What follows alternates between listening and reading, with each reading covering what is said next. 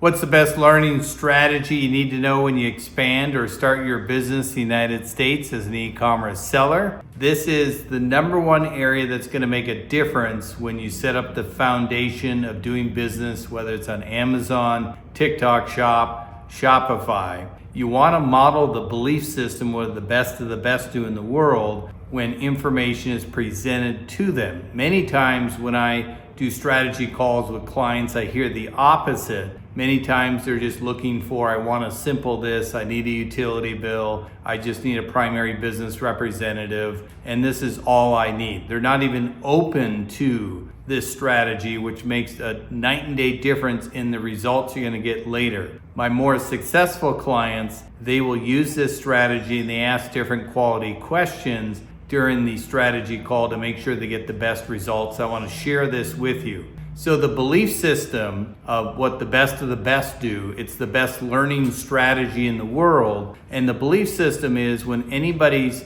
sharing information or speaking to you on a subject, you want to listen for new distinctions. Did you hear something slightly different? So if you're looking to set up a US LLC and you think you already know about it, it's really simple, and the LLC should be managed by managers, not members, and you're like, managers, members, what's the difference? Well, it's a night and day difference when it comes to the foreign ownership, avoiding double taxation. Do you have a US trade or business, effectively connected income? Should we have it owned by the foreign company or you? Not having the foreign company as the manager of the LLC when it's managed by members. So we don't want to do that. So for example, you do not want to be managed by members in most cases, even as a single member LLC disregarded. So it's very important to listen differently and ask different quality questions. So again, the best of the best, what they do is they listen for new distinctions.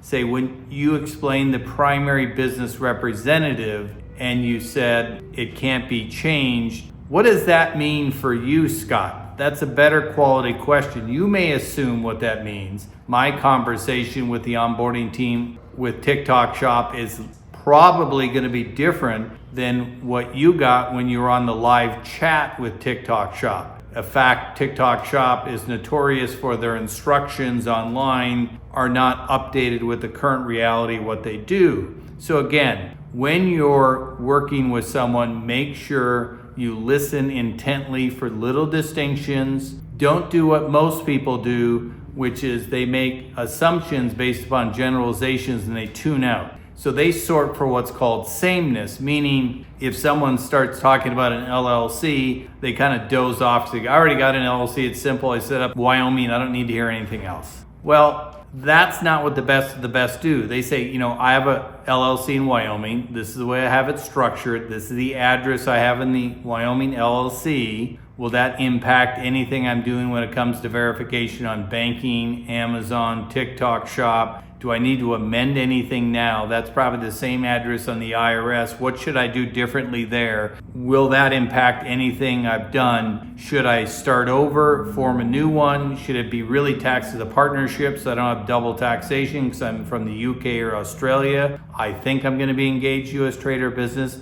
Do you hear the difference? Those are all very specific questions, and you shouldn't be fearful of somebody's, we got to start over, we got to do all of this, and you need to spend $5,000. That's typically not going to be the case. It depends the level of detail you need to get into, but I really want you to ask better quality questions. It's what the best of the best in the world do. If you ever go to an event where they do 90-minute presentations and they close and try to get that rush to the back of the room, I know it's annoying for some people, but if you're in sales, you're running a business, you want to pay attention to who's successful at that. Usually that's the only time the other speakers will come in the room. They want to hear the speaker on stage and see what do they do to get the people to move back to the room, what do they do to create momentum, how do they get that done? Because they're looking for new distinctions to improve their craft, what's working, what's not working. A lot of times it's valuable to find out what's not working, right? So you can see, okay, they tested that kind of bombed. I think they were attempting to accomplish this. They probably missed this part, missed that part. And so it's really important. So especially when it comes to your business, when it comes to taxation, is there anything else you're missing? I had a client ask a couple weeks ago, what are the 3 top mistakes people make with LLCs? It didn't surprise me that a seller doing $3 million a year would ask that quality question. A new seller who's just starting, who's tight on money and stressed out, doesn't ask that question.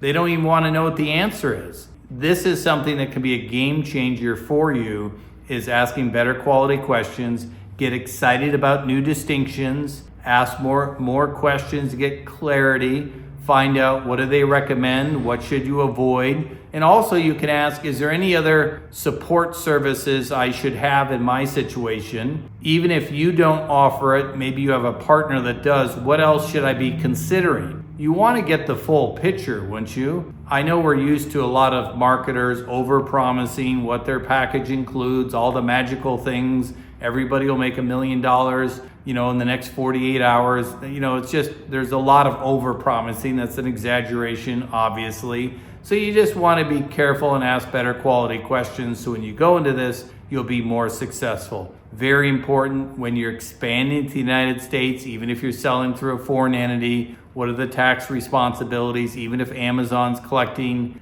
sales tax, do you still have a responsibility to register in different states? If you want to protect your brand, that's an important question to be asking. What are the compliance costs?